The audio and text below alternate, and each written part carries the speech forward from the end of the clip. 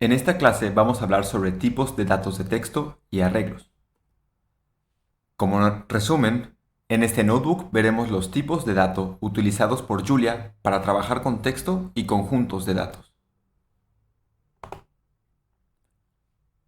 Al programar, poder trabajar con texto siempre es deseable, pues esta funcionalidad es necesaria para, por ejemplo, poder interactuar con la persona que usará el programa, imprimiendo instrucciones en pantalla de qué hacer o pidiéndole que ingrese algunos datos en algún punto de la ejecución del programa. El, el tipo de dato de texto primitivo en Julia es char. Cualquier símbolo envuelto en comillas será considerado como un dato de tipo char. Por ejemplo, aquí tenemos una letra A envuelta en comillas y la ejecutamos. Y si le preguntamos a Julia qué tipo de dato tiene esto, nos dice que char.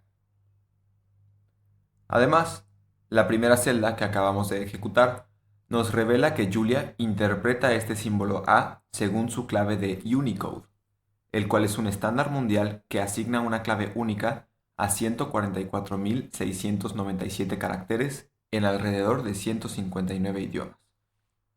Si alguien quiere leer más de Unicode, ahí hay una liga para la página de Wikipedia al respecto.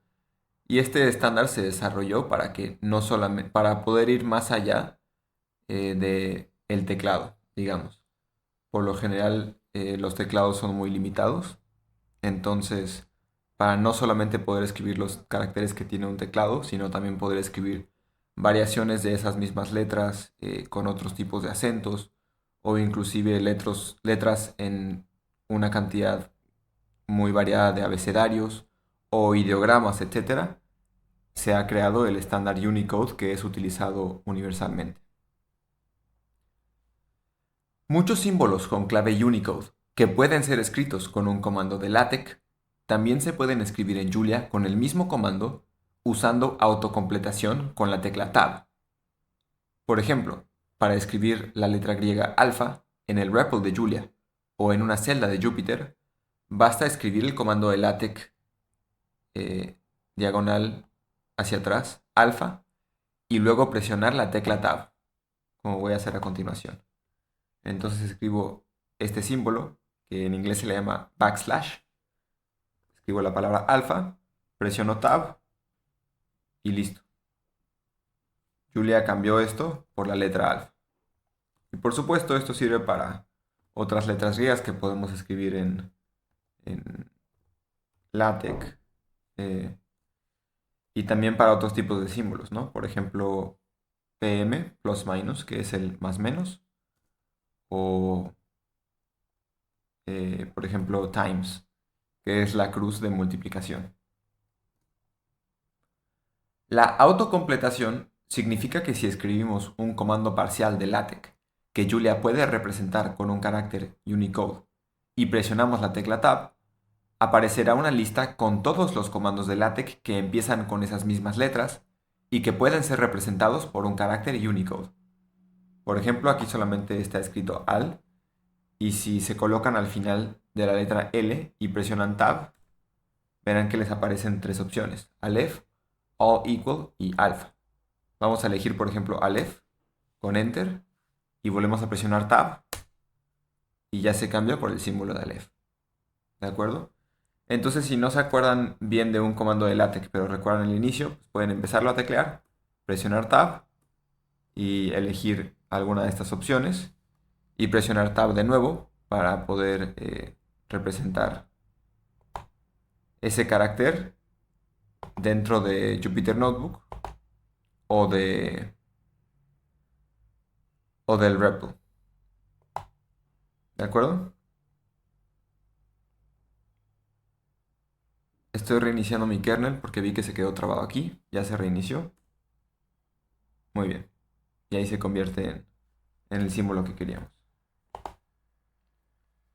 Los caracteres que pueden ser representados de esta manera se pueden consultar en la documentación de Julia.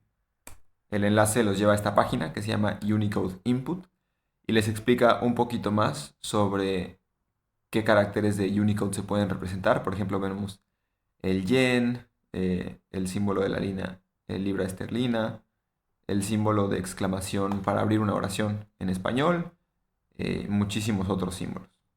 ¿De acuerdo?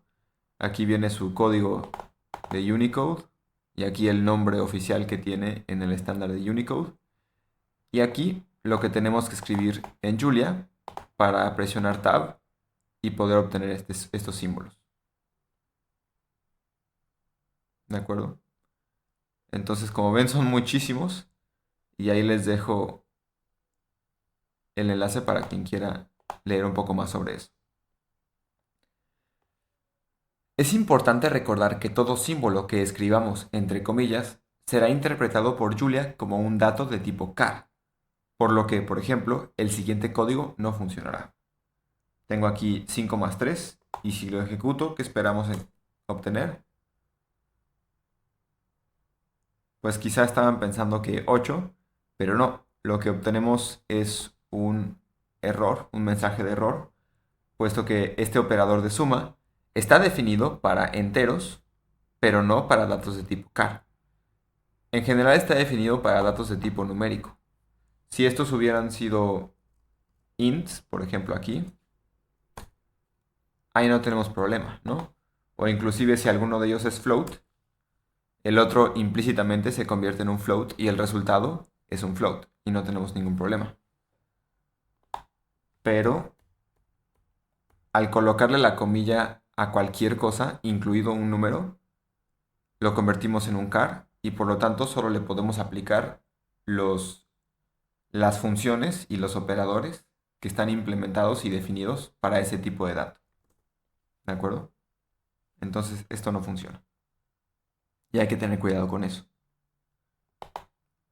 Las principales funciones para imprimir caracteres en Julia son print y println.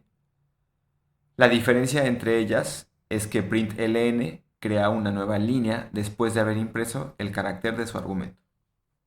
Por ejemplo, aquí primero imprimimos el carácter A, luego el carácter de espacio, que también tiene una clave Unicode asignada, y el carácter de B.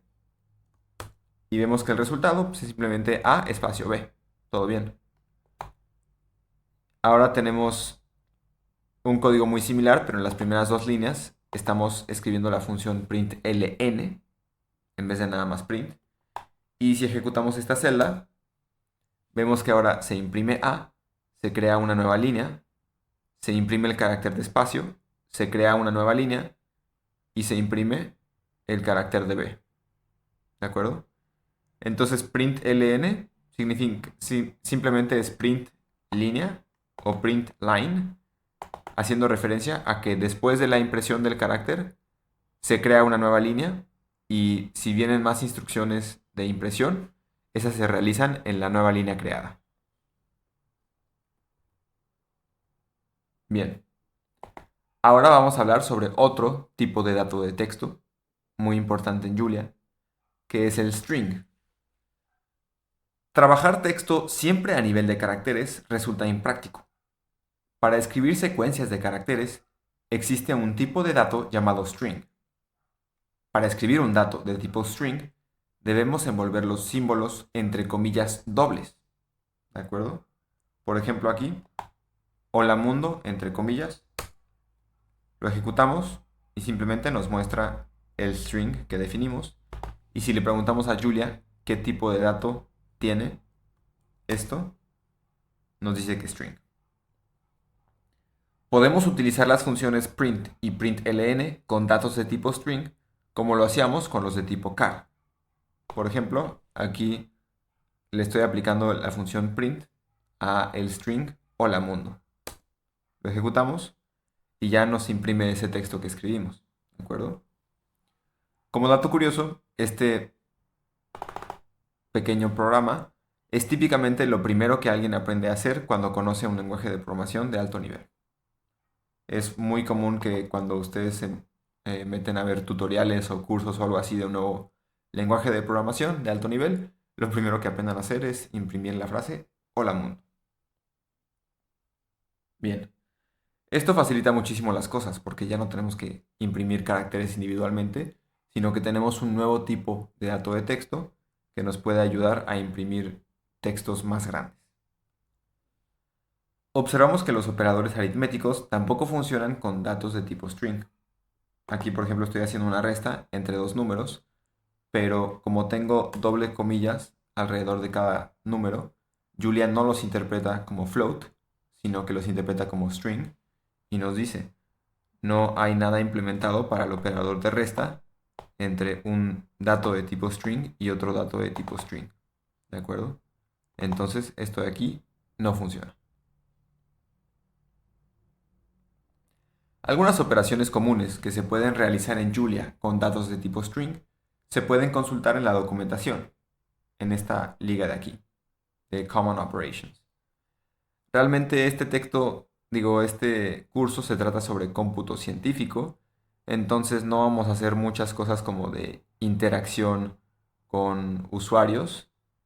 eh, por lo tanto, no requerimos saber nada sobre tipos de dato de texto más que lo más básico. ¿De acuerdo? Pero por si quieren investigar más, aprender más o hacer o divertirse manipulando cosas de texto, pues aquí pueden aprender más al respecto.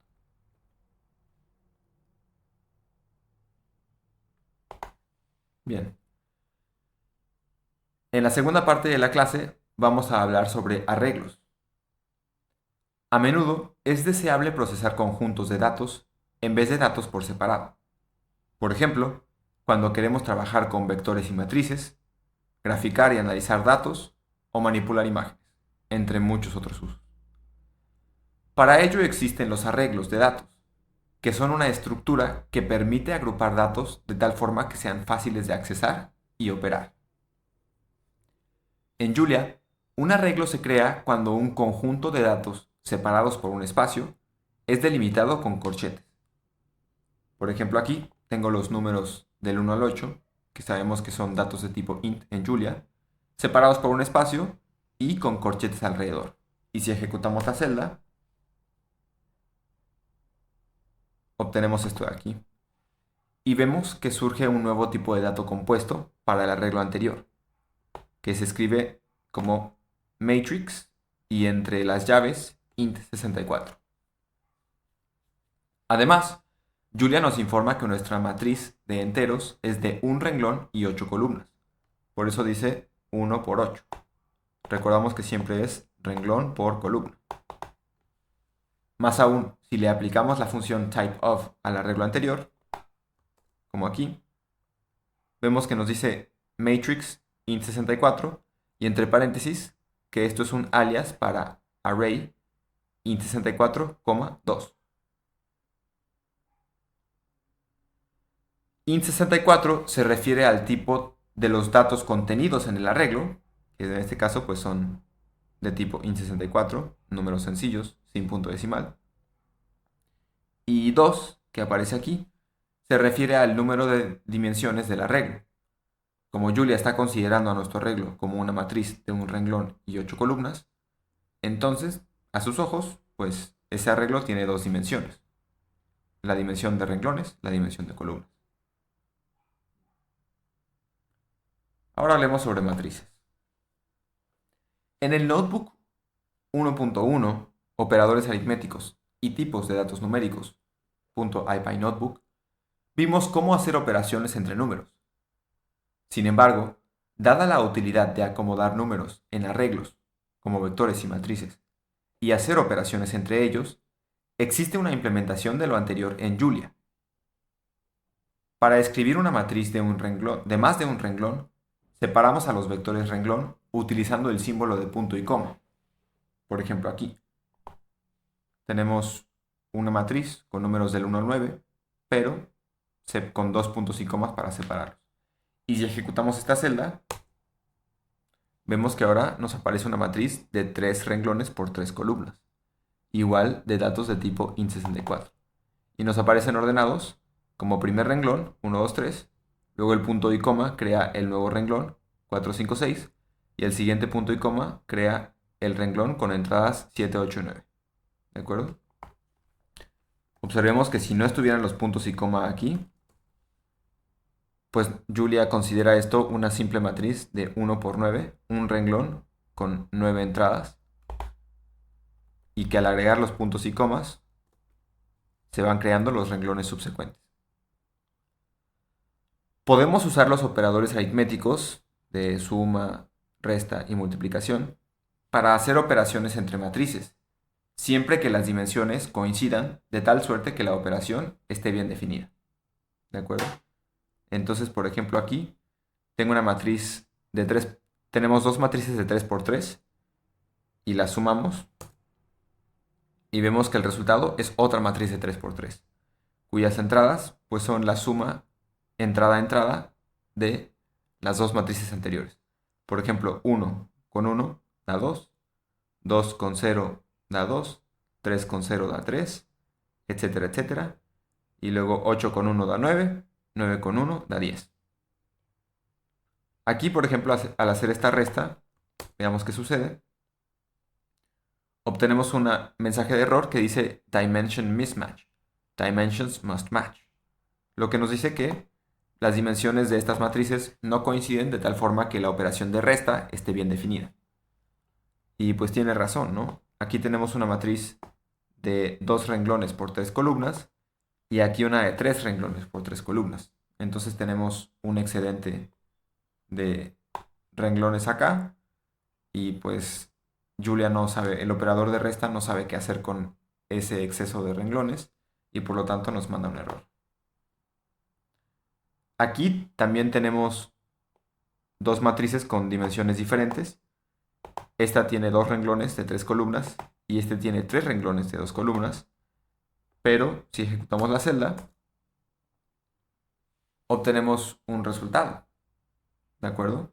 Al multiplicar estas dos celdas. Entonces, a pesar de que en este ejemplo las dimensiones difieran, lo hacen de tal forma que la multiplicación de las matrices está bien definida, ¿vale? En este caso, pues, se está tomando el primer vector columna de esta matriz, con entradas 1, 3 y 5, y se están multiplicando cada una de esas entradas por las del primer vector renglón de esta matriz, 1, 2 y 3, y se suman esos productos. Entonces 1 por 1 es 1, le sumamos 2 por 3 que es 6 y tenemos 7, y a eso le sumamos 3 por 5 que es 15, con los 7 que teníamos da 22, y por eso aparece aquí un 22, ¿de acuerdo? Entonces esa misma multiplicación de matrices que han visto en álgebra está implementada aquí en Julia. Más aún, el operador estrellita se puede usar para multiplicar una matriz por un escalar. No importa si ponemos el escalar al principio o al final de la matriz. Aquí se puede hacer una operación entre una matriz y un número solito. ¿De acuerdo? Sin embargo, esto falla para otros tipos de operaciones. Por ejemplo, si yo tomo esta matriz y le opero el número 5 utilizando el operador de suma, obtenemos un mensaje de error, ¿no? Que nos dice que no hay nada definido para el operador de suma entre una matriz con entradas de tipo int64 y un dato de tipo int64. Entonces no está bien definido qué significa sumarle un número a una matriz de varias entradas. Si lo que queremos es aplicar un operador a cada una de las entradas de un arreglo, generalmente funciona colocar un punto antes del operador, como en los siguientes ejemplos. Entonces aquí tenemos una matriz con entradas 1, 2, 3, 4, 5, 6, 7, 8, 9, y utilizamos el operador de suma precedido por un puntito y luego un 5, y al ejecutarlo podemos ver que obtuvimos una matriz de 3 por 3, donde cada entrada es la suma de la entrada de la matriz original con el valor del número que pusimos del lado derecho. ¿De acuerdo? Aquí hay otro ejemplo donde a una matriz de un solo renglón, de 3 columnas, le estamos restando el número 1, pero entrada a entrada. Una nota importante es que a pesar de que en este curso utilicemos los operadores aritméticos para hacer operaciones entre arreglos de números en vez de solo números, estos operadores tienen la misma precedencia y asociatividad que discutimos en el Notebook 1.1, operadores aritméticos y tipos de datos numéricos.ipynotebook. Entonces, si ya no recuerdan qué era eso de precedencia y asociatividad de operadores, les recomiendo que le vuelvan a echar un ojo a este notebook y repasen ese tema que es muy importante. Aquí viene un pequeño ejercicio. ¿Qué tipo de dato tiene esta matriz? Con renglones 1, 2, 3, 4, 5, 6 y 7, 8, 9. Y segunda pregunta, ¿es un tipo de dato primitivo o compuesto? Para responderlo, pues pueden utilizar esta celda de código que está aquí. Nota, es importante separar las entradas de las matrices con espacios, pues de lo contrario, Julia las intentará interpretar como cifras de un mismo número. Sin embargo, el separador de renglones no necesita que dejemos espacios antes ni después de él. Aún así, te recomendamos que sigas esta práctica para tener mayor claridad y legibilidad en tu código. Es decir, si quisiéramos, aquí podríamos no tener espacios entre los puntos y coma y no pasaría nada, se ejecuta bien. Sin embargo, le da mayor claridad al código poder ver el mismo espaciado uniforme entre cada renglón. Entonces es más fácil entender con qué estamos trabajando cuando colocamos esos espacios. En cambio, si quitamos un espacio entre dos entradas de la matriz, pues aquí sí aparece un error, ¿no? Porque esto ya ni siquiera es una matriz bien formada, porque parece que tiene un renglón con tres entradas, un renglón con tres entradas, y luego un renglón con nada más dos entradas, 7 y 89. Entonces tenemos que tener cuidado con eso y poner bien nuestros espacios entre cada entrada de una matriz. Y si ya estamos colocando espacios entre las entradas de las matrices, bueno, pues nada nos quita colocar espacios entre los separadores de los renglones para tener más claridad. Bien. Ahora vamos a hablar sobre vectores. Siguiendo la discusión anterior, la forma de describir vectores, tal que podamos aplicarles matrices usando el operador de estrella, es escribiéndolos como vectores columna, es decir, como matrices de una sola columna. Por ejemplo, aquí tengo un vector columna con entradas 1, 2, 3. Vemos que ahora nos dice que esto es vector int 64. Si vemos el tipo de dato de esto de aquí, nos dice que vector int64 es simplemente un alias para un arreglo de tipo int64, pero con solamente una dimensión. ¿De acuerdo? Entonces, al solamente tener una entrada por cada renglón, Julia considera esto como un arreglo de una sola dimensión.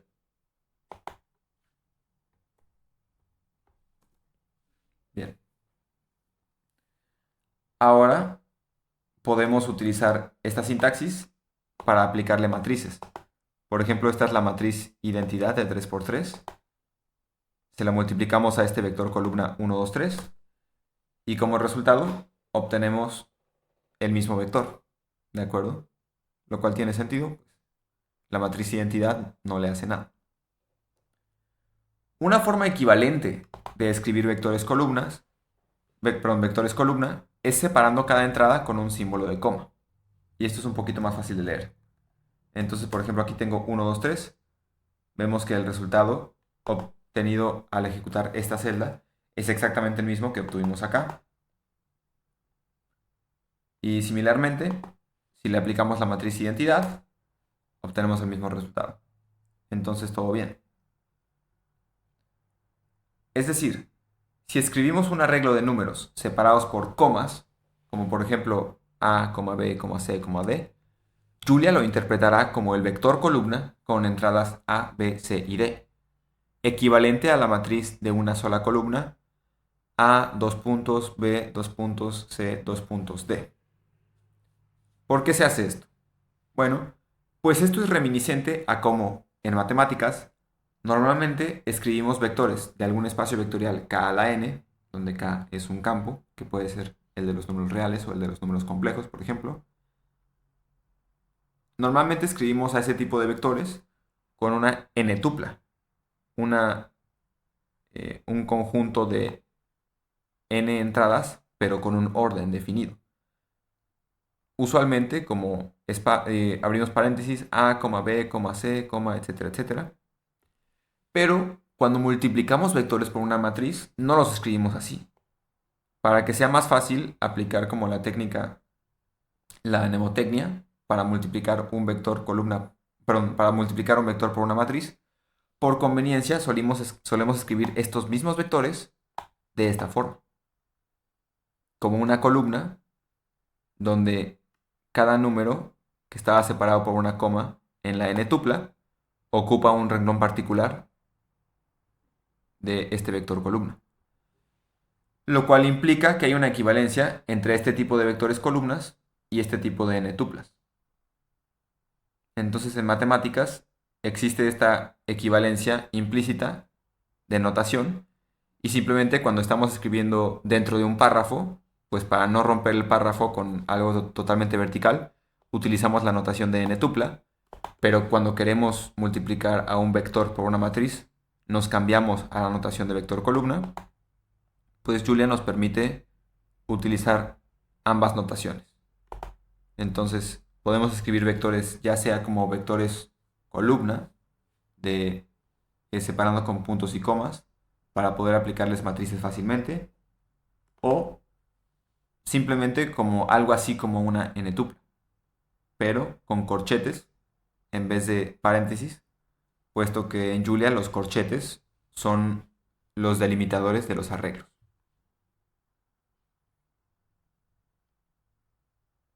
Bien, y viene un ejercicio que es ¿qué tipo de dato tiene el vector este de aquí? 6.0, 3.5, 7.2. Verifícalo creando una celda de código. Entonces agregan su celda y averiguan qué tipo de dato tiene.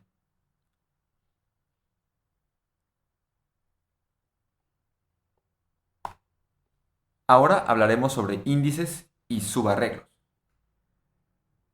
Al principio de la clase diciendo que los arreglos servían para acomodar conjuntos de datos de una forma que fuera, de tal forma que fueran fáciles de accesar y de operar sobre ellos.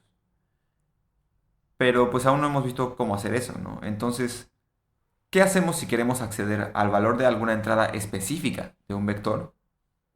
Bueno, lo que sucede es que Julia le asigna a cada entrada de un vector un índice que empieza por el número 1, a diferencia de otros lenguajes de programación, como Python, que empiezan por el 0. Para acceder a la iésima entrada de un vector, debemos escribir i entre corchetes a la derecha del vector sin dejar espacio. Por ejemplo, aquí tenemos un vector con entradas 10, 8 y 5 y sin dejar espacio abrimos corchetes, el número 1, cerramos corchetes y nos devuelve nada más el 10. El número 2 nos devuelve el 8, correspondiente a la segunda entrada. El número 3, que nos devuelve un mensaje de error diciendo que hay un espacio antes de este corchete abriendo. Entonces, pues simplemente quitamos este espacio. Y ahora sí, tenemos lo que queremos. La tercera entrada del vector. Ahora viene un ejercicio que es para que lo hagan al momento. Entonces dice, averigua qué sucede cuando intentamos acceder a la iésima entrada de la siguiente matriz para i entre 1 y 9. Obviamente i entera. Entonces voy a esperar unos segundos para que pongan pausa y lo intenten.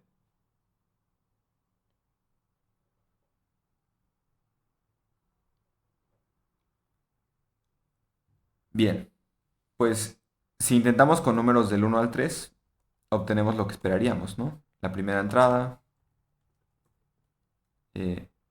Y aquí observen que la segunda entrada no es la del primer renglón, sino que es la de la primera columna, el segundo renglón. El 3 corresponde a la primera columna, el tercer renglón. Cuando avanzamos a 4, ahora sí nos regresamos al primer renglón, pero pasamos a la segunda columna. Entonces, básicamente, de aquí aprendimos que en el caso de las matrices, la forma en la que Julia enumera a las entradas de una matriz es empezando por columnas y luego cuando se termina de enumerar todos los elementos de una columna, se pasa, perdón, se pasa a la siguiente columna y los va numerando por renglones.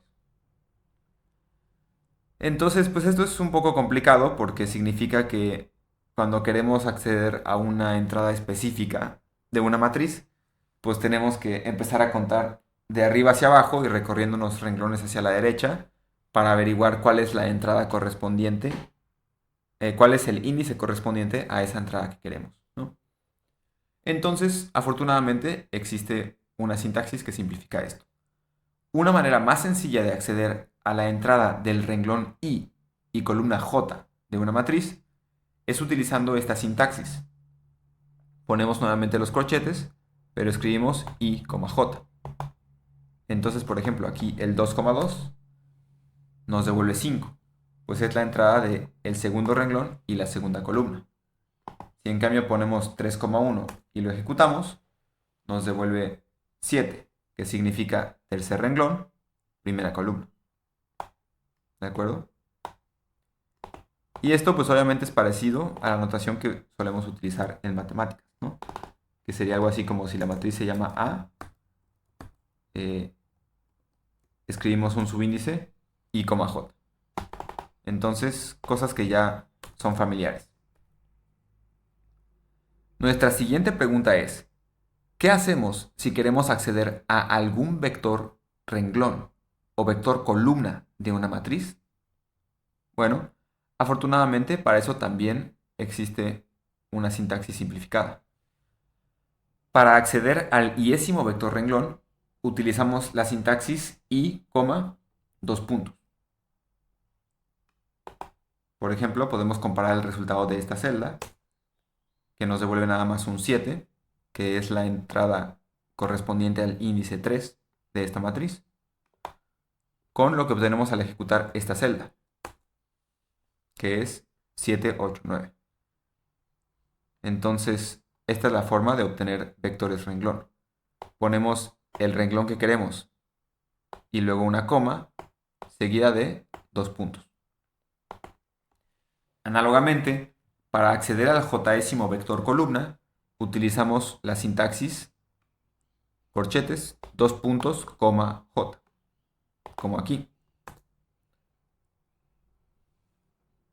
Obtenemos un vector con entradas 3, 6, 9, que corresponde al tercer vector columna de esta matriz, 3, 6 y 9. Puedes pensar que el símbolo de 2 puntos significa todos los valores posibles para el índice correspondiente. Es decir, por ejemplo, aquí que ya definimos el índice del renglón, pero no definimos el índice de la columna, bueno, si escribimos 2 puntos, eso significa, pues, utiliza todos los índices disponibles para la columna. Y por eso es que nos devuelve un arreglo con la entrada del tercer renglón con todas las columnas que tiene disponibles ese tercer renglón. Y lo análogo acá. La razón de por qué podemos utilizar este símbolo de 2 puntos como algo así como todos los valores posibles, la veremos más adelante cuando hablemos sobre rangos.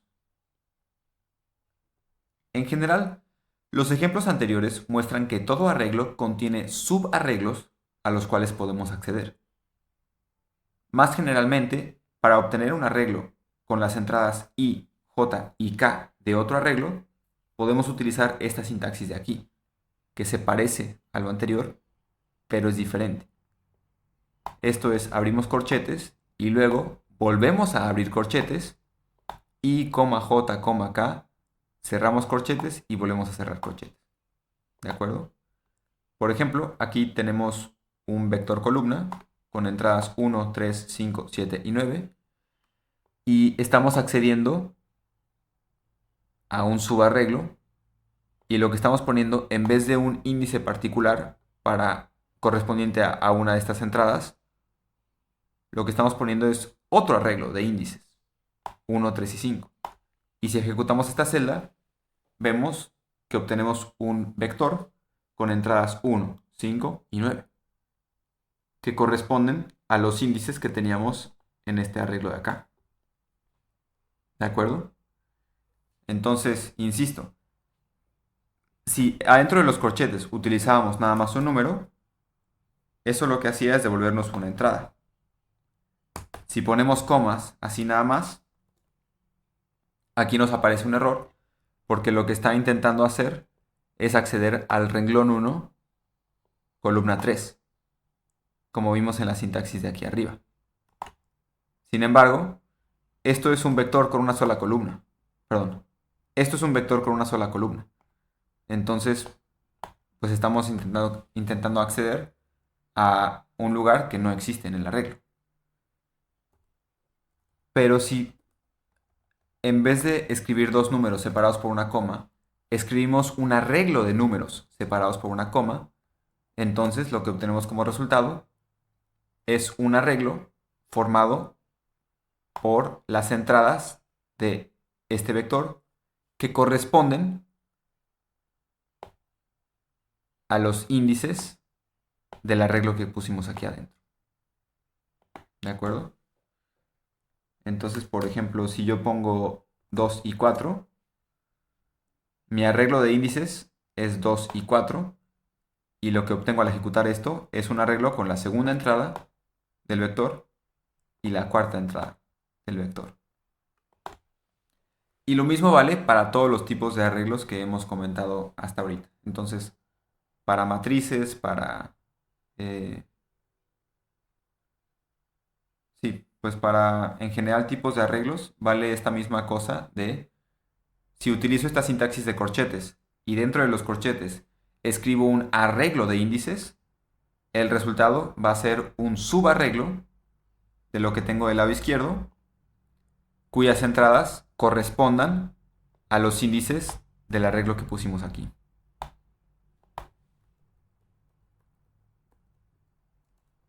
Bien.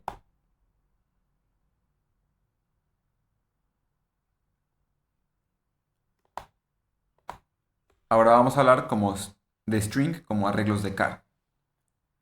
Entonces, sin entrar en muchos detalles técnicos, los datos de tipo string a veces pueden ser pensados como arreglos de datos de tipo car.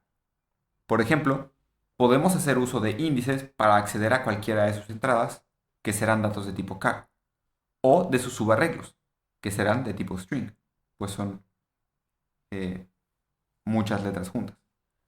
Entonces, por ejemplo, aquí tenemos nuevamente el string hola mundo, y si yo le pongo a la derecha, sin dejar espacio, unos corchetes con un 1 adentro, lo que obtengo es este carácter que abre, un signo de exclamación que abre una oración.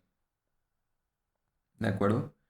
Y en cambio, si pongo unos corchetes pegados que adentro tienen un arreglo de índices, 1, 3, 4, 5, 6, 14, etc., y lo ejecutamos, el resultado que obtenemos es un string con los índices correspondientes a los caracteres de este string siguiendo la numeración de acá. ¿Vale? Noten lo siguiente. Tal vez hayas observado algo extraño en los índices de la última celda de código. A pesar de que el carácter de signo de exclamación abierto corresponde al índice 1 de nuestro string, como vimos aquí, el siguiente carácter, h, corresponde al índice 3. ¿Por qué? Porque aquí, donde obtuvimos la h, que está después del carácter que corresponde al 1, le corresponde un índice 3. ¿Qué sucederá entonces si intentamos acceder al segundo índice? Entonces, fíjense, observamos algo interesante, no entendemos por qué a la H mayúscula le corresponde el índice 3 cuando creemos que le debería corresponder el índice 2. Pues es como el segundo símbolo que aparece en este string. ¿Qué procedemos a hacer? Bueno, pues vamos a intentar acceder al índice 2, ¿no? O sea, si el índice 2 no le corresponde a la H mayúscula, pues ¿a qué le corresponde, no? Vamos a intentar averiguar. Ejecutamos esta celda y obtenemos un mensaje de error que dice string index error, invalid index 2. Valid nearby indices son 1, que le corresponde este signo de exclamación abierto, y 3, que le corresponde la H mayúscula. Entonces, este mensaje de error confirma nuestra sospecha. Nos dice que el índice 1 le corresponde al signo de exclamación para abrir oraciones y 3 a la H mayúscula, además de decirnos implícitamente que el índice 2 es inválido, ¿no? Aquí lo está diciendo. ¿Por qué será esto? Bueno, la explicación de este fenómeno es un poco técnica. Aquí dejé un enlace para una explicación un poquito más detallada del asunto. Como mencioné, en este curso no vamos a trabajar mucho con texto, entonces no tenemos que ahondar en detalles muy profundos. Pero básicamente, un índice de un string no se refiere específicamente a un char, sino a una unidad de código con una cantidad fija de memoria. Y para ser almacenados, algunos caracteres, como este de símbolo de exclamación para abrir una oración, requieren una cantidad de memoria mayor a la que ofrece una sola unidad de código. ¿De acuerdo? Entonces, pues eso es lo que está sucediendo aquí. A pesar de que a este símbolo le corresponda el índice 1, en realidad para almacenar este símbolo en memoria, requerimos más memoria de la que se puede obtener con solamente una entrada de un arreglo. Entonces se utilizan dos entradas de un arreglo para almacenarlo en memoria y solo a la primera de esas entradas se le considera como el índice correspondiente a ese carácter. La segunda se considera como una entrada, como un índice de entrada inválida. ¿De acuerdo? Entonces hay que tener cuidado con ese tipo de cosas. En general, observar detalles como este e investigarlos por nuestra cuenta es una excelente forma de aprender programación. Y más aún cuando pensamos en algunas hipótesis y diseñamos pequeños experimentos con código para ponerlas a prueba. ¿De acuerdo?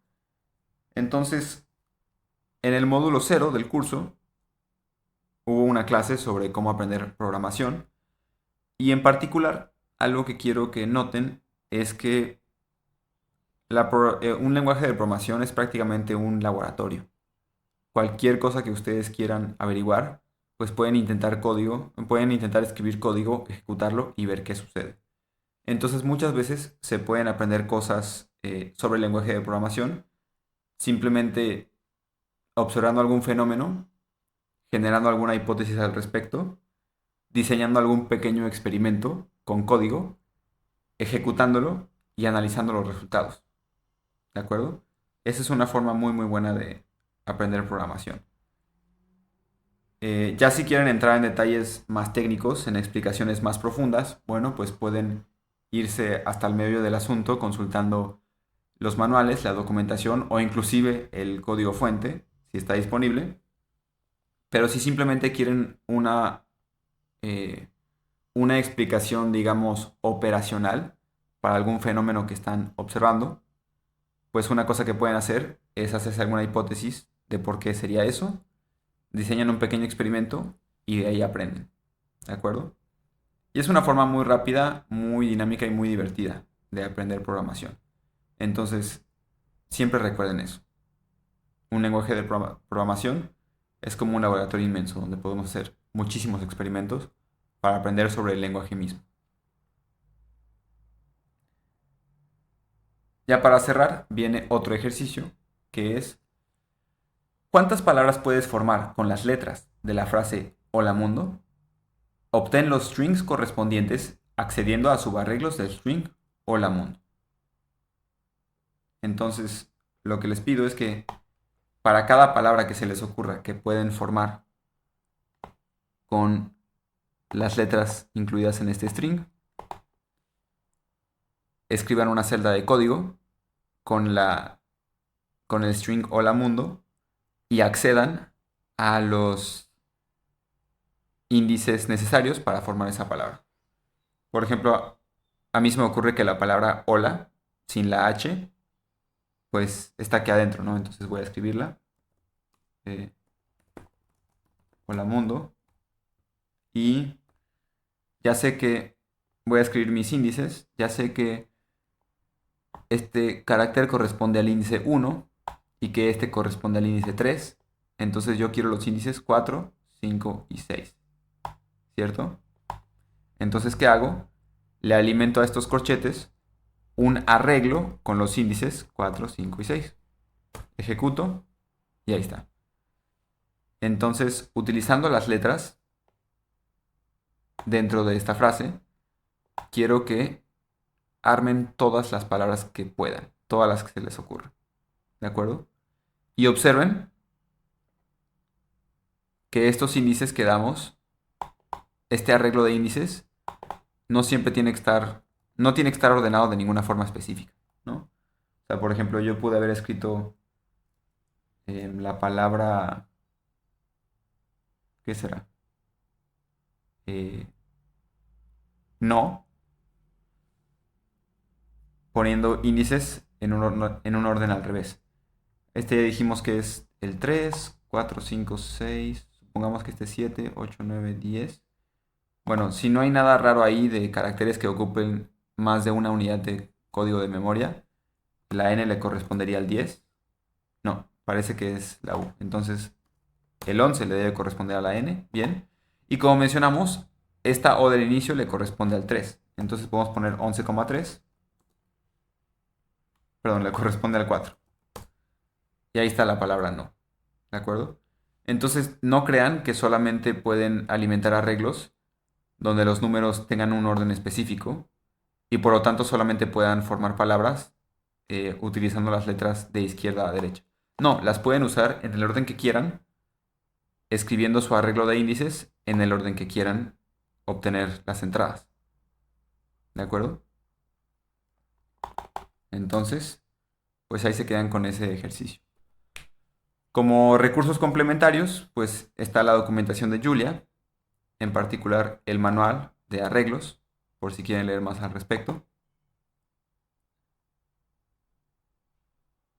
Aquí vienen algunas funciones típicas que se le pueden aplicar a los arreglos, por ejemplo, para saber cuántos elementos tiene, qué dimensiones tiene, etcétera.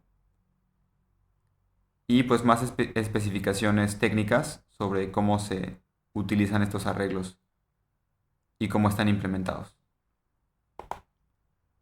Además está el manual de strings, por si quieren averiguar más sobre este tipo de dato de texto, al cual en general no le vamos a volver a prestar mucha más atención durante el curso, más que para imprimir algunas cosillas sencillas. Y por último, la documentación de arreglos en general.